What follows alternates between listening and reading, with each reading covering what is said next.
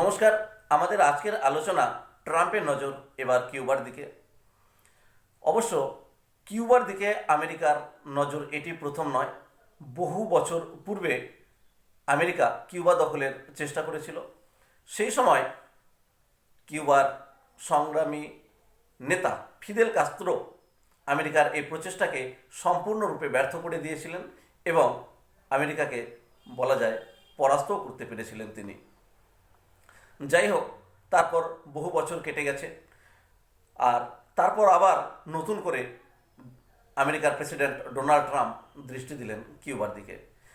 দীর্ঘদিনের আশঙ্কা সত্যি করে আমেরিকা হামলা চালায় ভেনেজুয়েলাতে, আর ভেনেজুয়েলাতে হামলা চালিয়ে সেখানকার প্রেসিডেন্ট নিকোলাস মাদুরোকে গ্রেপ্তার করে নিয়ে আসেন নিজের দেশে।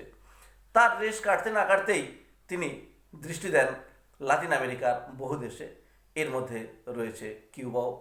রবিবার ট্রাম্প চরম হুঁশিয়ারি দেন কিউবাকে। বলা হয় ওয়াশিংটনের সঙ্গে হাভানার শীঘ্রই চুক্তি করতে হবে, কথার অমান্য করলে ভয়ঙ্কর পরিণতি হবে কিউবার। বলা হয় ভেনেজুয়েলার তেল আর কিউবাতে প্রবাহিত হবে না।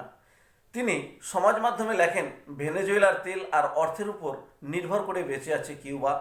বিনিময়ে হাভানা ভেনেজুয়েলাকে নিরাপত্তা সংক্রান্ত পরিষেবা দিত।